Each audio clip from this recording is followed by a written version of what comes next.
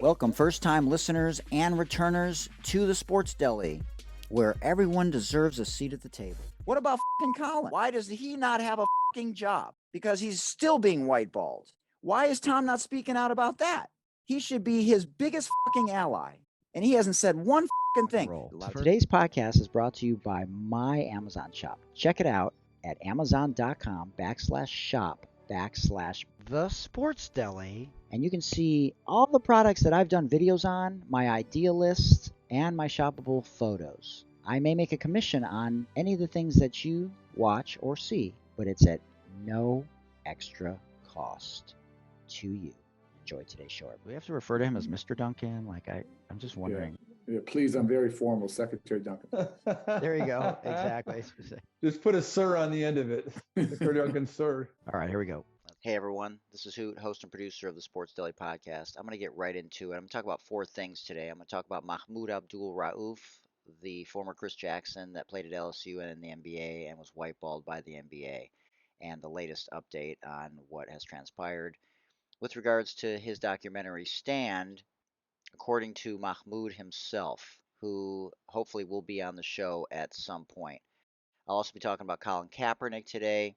I will follow up also with regards to Dan Lanning, the head coach at Oregon, and Deion Sanders, and we will finish with Taylor Swift. So this is directly from Mahmoud's Instagram page, which is MAHMOUDAR123. Mahmoud AR, which stands for Abdul Rauf. Mahmoud Abdul Rauf 123. Mahmoud AR 123. Quote, my documentary Stand premiered on Showtime in February of this year, 2023, and stars Stephen Curry, Jalen Rose, Shaq, Mahershala Ali, Ice Cube, and was directed by award-winning director Jocelyn Rose Lyons, and was received well in the press by All the Smoke, which is hosted by Steven Jackson and Matt Barnes, Showtime Sports, Showtime Basketball, Paramount Plus, and has now been unavailable for months. Showtime, Paramount Plus, the NBA, Showtime directly messaged me saying the NBA were the reason it was being held up. None of this surprises me. You were probably hoping I would be silent. You and I know that would be out of character.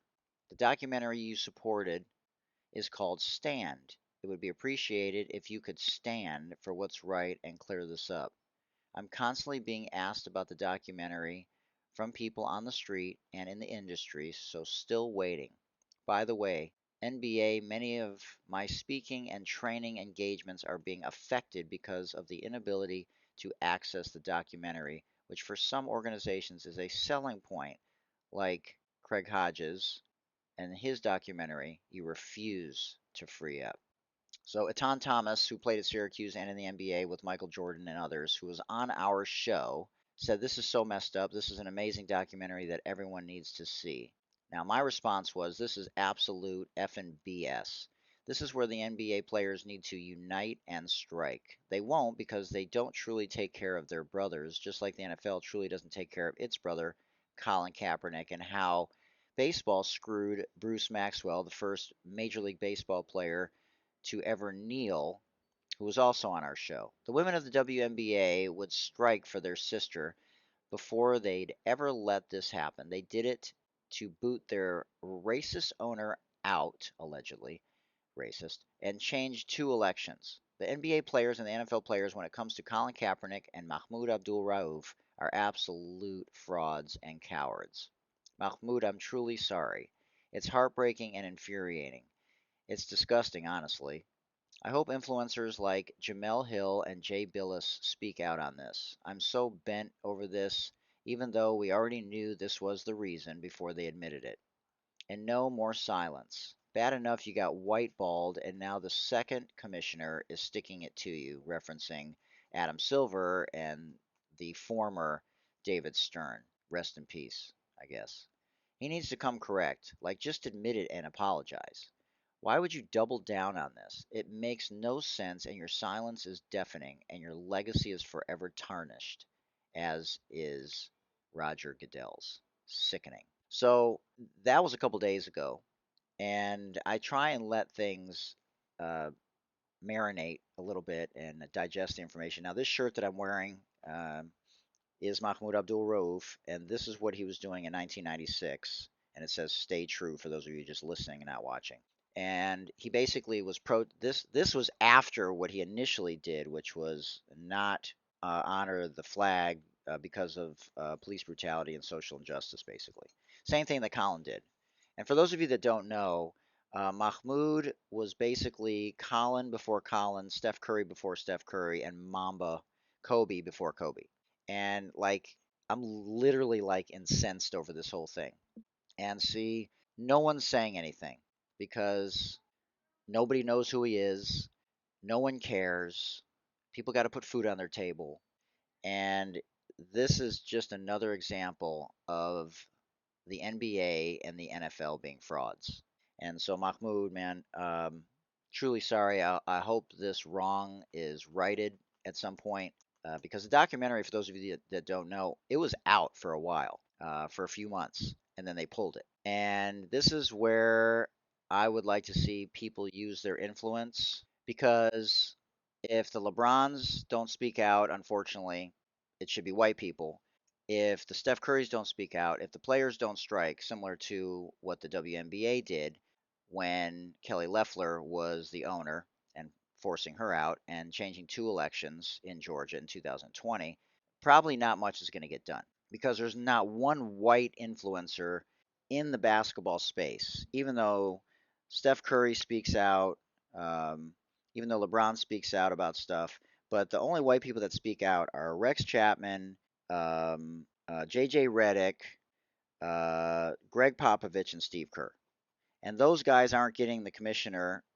Well, Steph Curry and Popovich may, but they're not getting the commissioner to make any changes. They're not going to get the commissioner to have him offer a formal apology, to admit that he was whiteballed in 1996 and his career was cut short as a result of the narrative that HBO presented that Mahmoud had something to do with 9/11. So, anyways, it's a call to action. I don't know if any of these people that I've asked to speak out on this matter would ever speak out, but it's the only way that anything's going to get done. So, if they don't, would you strike? I mean, I'm just in a place now where I would do just about anything to help Colin or Mahmoud or anybody else that's in these spaces that literally have had their careers cut short or gotten screwed. Like I can't understand it for the life of me. Like why the commissioner would double down on this instead of just saying, "Look, there's no doubt that because of the times that we were living in, there was incorrect information that was portrayed to the general public that included the media, that included, our league, and we are deeply, deeply sorry for it." Nope, it won't happen. And most of you that listen to this have no idea who Mahmoud is. Man, when I tell you he was Steph Curry before Steph Curry, when I tell you that he was Mamba from a work ethic perspective, getting up at 4 a.m., 5 a.m., 6 a.m., before Kobe, before Mamba, and when I tell you he was Colin before Colin, he literally was. And so I just wanted to touch on that because it's literally ridiculous. And what he's doing all around the world, shout out to Mahmoud Abdul Rauf. He was literally one of my idols growing up. Um, I marveled at his ability. And if you listen to some of the OGs that talk about it from the NBA, like in the documentary, like Shaq, who played with him, Jalen Rose, and others, man, they have the highest of praise for him. And so, my final point about this is nothing's going to really change unless there's outrage across the board. And what does that mean? Well, lawsuits, the pressure of social media, if there's a big push, in particular from current players, namely Steph Curry and LeBron James, to demand that there's an apology, a public apology, by the commissioner's office to Mahmoud Abdul Rauf because of what David Stern did and now what Adam Silver is doing. If there's any sponsorship dollars that are impacted as a result of this, which I don't see happening, and if there's any television rights or money revenue that impacts this. And so the reality is that the only chance that Mahmoud has, really, is to have people like Jamel Hill, Jay Billis, LeBron James, Steph Curry, and who knows who else. Maybe influencers from other sports, the women of the WNBA, to all come together and demand justice for Mahmoud. Now, I want to move on to Colin Kaepernick because I don't know if you guys saw what Colin Kaepernick said, but he basically said after Aaron Rodgers went out with season ending, well, we think it's going to be a season ending injury, that Colin Kaepernick wanted to not necessarily take anyone's spot on the actual roster, but he wanted to simply be on the practice squad. He said, I would be honored and extremely grateful for the opportunity to come in and lead the practice squad. The practice squad. I mean, you guys are going to come back with he's 35 years old. He hasn't played in years. Well, he's fresh. I could argue that.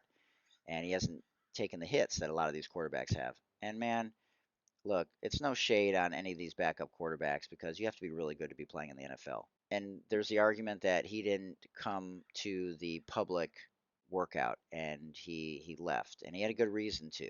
I'm not going to get into that today. We all know that Colin Kaepernick has been whiteballed, influenced by number 45, and because the owners do not want to admit that they whiteballed him.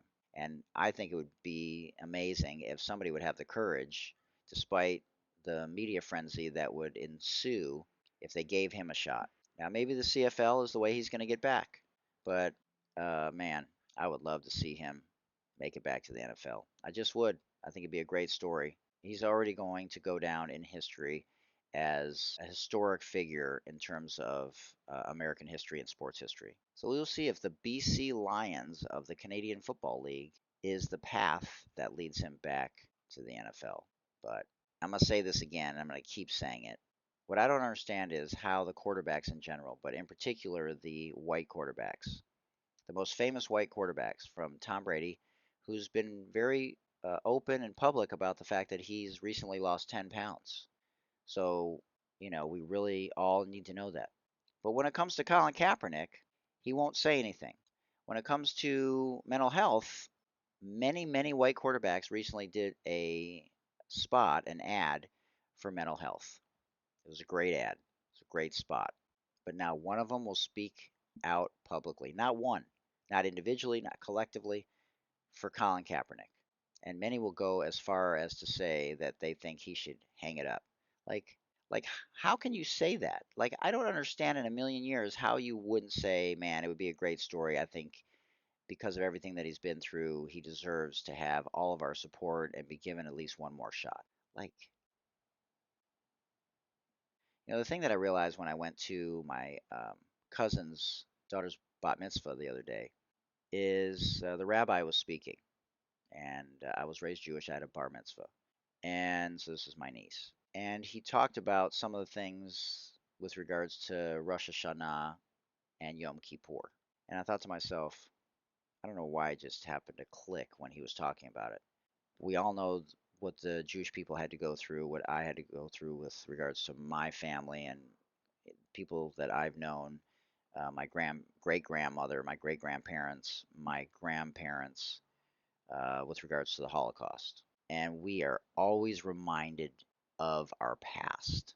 Every Sabbath, every high holiday, Hanukkah, and yet there is this consistent arrogance and push, not only legally in states, in the classrooms, but just in general, to want people of color to forget about their past. And literally, like many prayers in Hebrew and things that we sing, literally reminders of how we got here and to never forget, basically.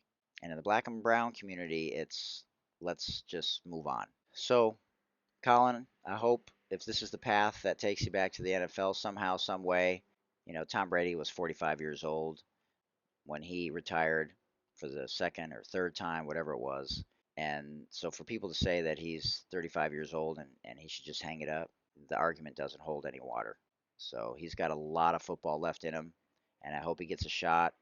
And Can you imagine if he won a Super Bowl? Can you imagine if he came back and won a Super Bowl? I remember when I was looking at Juan Dixon. I've told this story before, real briefly. He played in the NBA for a while, and he won a national title in Maryland. And I personally, when I was recruiting back then, I didn't think he could play D3 ball because he was skinny, he wasn't that quick. But what I didn't take into consideration was what he and his brother had to go through when both of their parents overdosed on drugs. I think it was heroin. And so him and his brother Phil, who played at Shenandoah D3, he was older and he's a police officer, is their why. What you can't measure is someone's why. Like Mahmoud having to grow up basically without food many times, having to eat bread with sugar on it because that's all they could afford at the time. Or what Collins had to go through and his why. Like you cannot measure someone's why and how that can supersede any statistics, any logical arguments sometimes that people want to make with regards to the things that people say about Colin Kaepernick at this point. And so I just think that he's got a why that's very different than any other quarterback that has ever played, ever. That's not to say he's better. He may be one of the worst 10% quarterbacks that has ever played, even though he led San Francisco to a Super Bowl one year. But his why is powerful. And I think that if he's given a shot, that he's going to make a team better. But he's got to be given a shot. And I really wish my Lions would be that team. Not to replace Jared Goff, because I think he's playing like a top 5 quarterback right now, but just maybe as a backup. The Lions have been at the forefront for doing things for women. And wouldn't it be amazing if the city of Detroit, the Detroit Lions, brought in Colin Kaepernick? And finally, the last two things I want to talk about real briefly is with regards to Dan Lanning. It's a little bit in the past already because we're already at the USC game here, which I think Colorado is going to lose again. But, Deion's doing amazing things. And he doesn't cuss. He doesn't talk smack about other coaches. And the reason I had a problem with Dan Lanning, the head coach of Oregon, and Oregon blew out Colorado. And his famous quote now about they play for wins, not clicks. And he brought the cameras into the locker room on purpose. Dan Lanning is white. Deion Sanders, if you didn't know, he's black. He's a Hall of Famer. He's arguably one of the top 20 players that's ever played in the history of the NFL, at least on defense. He also played professional baseball. And when you have white people in positions, either long term or short term, and you have an opportunity to leverage that platform to talk about the black coaches who are still underrepresented at the collegiate level and the professional level, unlike the NBA, and the WNBA is doing a better job. I think you have a responsibility, and a lot of people disagree with me. I've heard Jamel Hill talk about this, and she said, I've heard this for 30 years in locker rooms, and I just think if you look at it a little bit deeper, that Dan Lanning could have said, look, Deion's doing amazing things. He's great for college football, and I just thought it was in bad taste. And I thought that he could have just stuck with the narrative about how I think it's amazing for black coaches. I think it's amazing for the black and brown community who often do not get the same opportunities and do not get the same length of period of time to prove themselves. Like, can you imagine if Dan Lanning, everyone expected him to talk trash, but he said, I want to make this perfectly clear. I want to be perfectly clear. What Deion Sanders chose to do and what he's doing and what he did at Jackson State and what he's doing now at Colorado is incredible. And let's just be honest. We haven't seen that from a Hall of Famer ever. We haven't seen that from a black coach with that type of influence ever. We've never talked about Colorado being in the conversation or Jackson State ever. We've never talked about Deion Sanders being better for college football ever. And so if he had that kind of awareness as a white guy, don't you think that would help him even more? Don't you think he would actually get more recruits instead of this clickbait, instead of this cheesy? I just thought it was dirty. And a lot of people thought it was funny. A lot of people thought it was cool. But I just don't. I don't think these kinds of things are funny. When a white person has an opportunity to say what he's doing for the black and brown community, for the black and brown players as a role model to show other coaches and players about representation, and that you can do anything that you set your mind to, from the Hall of Fame to coaching, even though you're black and brown. Like, I just thought it was an opportunity missed. He didn't have to. Just like I always criticize Tom Brady and Aaron Rodgers and Tony Romo and Troy Aikman and Eli and Peyton Manning for not leveraging their platforms to stand up for Colin Kaepernick. Those are the most influential white quarterbacks in the last 20 years, and they don't say one thing. They do not back Colin Kaepernick whatsoever. Do they have to? No. Should they? In my eyes, absolutely. And other players should stand up more, even now, some 7 years later or whatever it is, to show their solidarity. And they showed solidarity in 2016, and that was it. And there was solidarity for a few months after the murder of George Floyd. So I thought Dan Lanning missed an opportunity to praise Deion and say, hey, I hope they win 12 games, except when they play us. But what he's doing is incredible, and it's literally game changing for college football, not only from an excitement standpoint, but monetarily, economically. And Dan Lanning, after the game, mentioned the fact that Deion was doing a great job, but by then it was too late. And I just thought it was something that should have been kept sacred. And, Nick Saban from Alabama said the same thing. He was interviewed, and he just said, you should save those things for the locker room. There's just some things that don't need to be said. And my other thing is, like, why are you motivating your team against Colorado? Like, you didn't need to say one thing. They were already motivated. Like, the game was already a big game. So those are my thoughts on that. And finally, I want to talk about Taylor Swift. So I don't know for sure if Taylor Swift and Travis Kelce, the tight end for the Kansas City Chiefs, and he also hosts a podcast with his brother called New Heights. And so, my daughter first wanted to go see Taylor Swift earlier this year, and the tickets were like $1,250 or $1,500 a piece, something crazy like that. I was like, absolutely not. And to be honest with you, the only thing I knew about Taylor Swift was that Kanye had made some comments about her. She had to take some time off, and from a mental health perspective, it really affected her. And I'm not going to get into that whole thing. Long story short, economically, whether her and Travis Kelce are together or not, because I've heard mixed rumors about it, what she has meant and what she's going to mean for this country economically is in the neighborhood of about $10 billion. And let me give you a couple of examples. Now, I'm not even talking about what happened after she attended the Kansas City Chiefs game last week, because ticket sales and all kinds of other sales and just viewership with females, and it's just off the hook. And so let me give you a couple of examples here. Pittsburgh's two concerts generated $46 million in direct spending, with 83% of those attending the concerts coming from outside Allegheny County. Los Angeles hosted 6 shows that marked the end of the first part of the tour, benefited from total economic impact of $320 million, with 3,300 jobs created, 20 million in sales and local sales tax, and another 9 million in hotel room taxes. Denver's 2 concerts resulted in visitor spending that contributed an estimated 140 million to the state's GDP. Cincinnati's impact was estimated at 48 million, of which 20 million was from out-of-town guests. So, on average, Beyonce, shout out to her, her concerts are amazing and she's a legend. But Taylor Swift people, the Swifties, are spending roughly between $1,500 and $1,800 each. That's more than Beyonce. I mean, she is a phenomenon. She transcends so many different things, and she is an incredible woman. She's humble. She's an unbelievable entertainer. So, why do I bring all that up?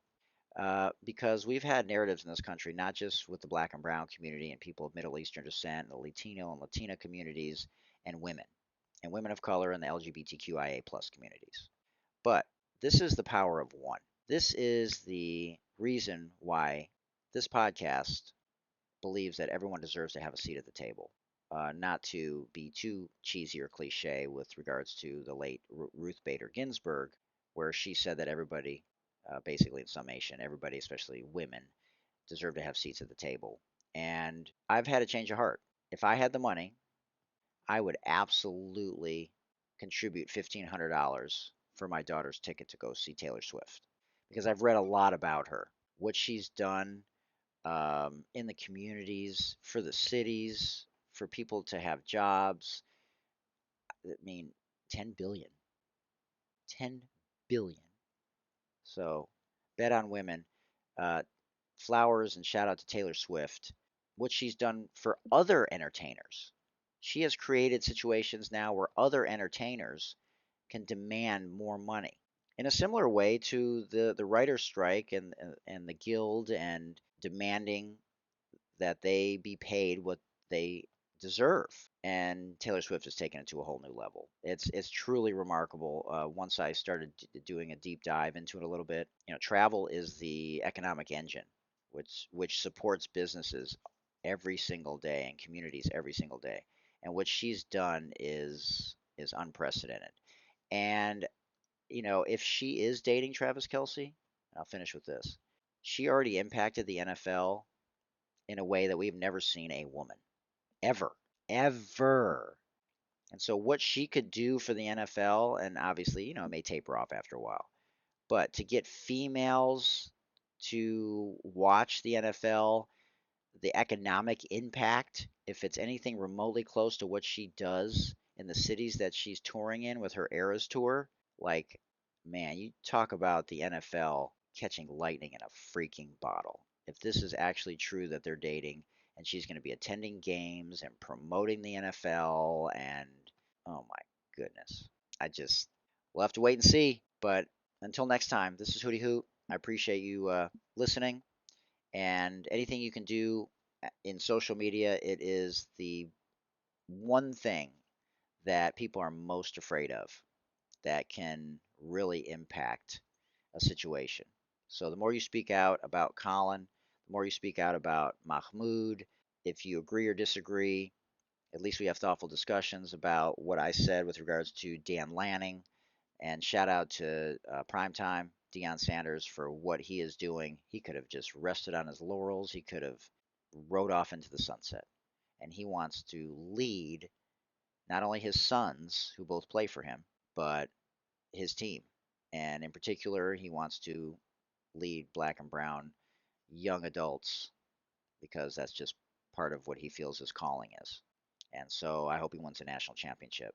Man, if he plays Michigan in the national championship game one of these years, that's going to be brutal. I mean, obviously I'm going to root for Michigan, but man. And finally, Mahmoud, I hope the documentary comes back, and I hope you get a public apology from the NBA, and I hope the NBA players stand and do the right thing and speak out about the things that everybody was speaking out about in 2016 with regards to Colin Kaepernick, even though there was a lot of pushback. But the professional players themselves supported him, and I hope the NFL players and the NBA players support both Colin and Mahmoud in a way that I think they should, and leverage their platforms, especially those white quarterbacks who to this day have not said anything, and their silence is deafening. Until next time, this is Hootie Hoot. Much love. Peace. So, and if you're interested in this shirt, for those of you watching on YouTube, you can purchase this shirt. It's around $32 or something like that. You can get it in orange, this color, or it's in gray. And they have a hoodie, they have long sleeves, so they have multiple options as well. We want to support women and the history of women's basketball in every sense of the word. So thanks again for joining us today, everyone. Feel free to send me an email to thesportsdeli@gmail.com. Also, check out my link tree. It's /Mike Hootner. Also, like to thank a few people. 40 Tons Brand is a socially conscious cannabis brand, and they're doing amazing things. Check them out. We'd also like to thank Moolah Kicks, the first ever female brand basketball shoe in the history of the world. We'd also like to encourage you, if you're having a hard day and if you're feeling like you just don't want to live anymore, all you have to do is dial 988 from any phone, and there will be someone there 24/7, 365. So don't feel like you have to fight this battle alone. Don't forget to do your self-breast and self-testicular exams every month. It's really important, as early detection is the key. Remember, Black Lives Matter. Reach out to your local and state politicians for any individual or group that you feel are being marginalized. Stop the bullying. Stop the Asian hate. Let's end gun violence with common sense laws. Let's be allies for the LGBTQIA plus community. And I challenge those of you in the white space to be anti-racist, to be bridges and vessels, to help bridge the gaps between black and white America. And remember, until next time, it takes a village, everyone. Much love.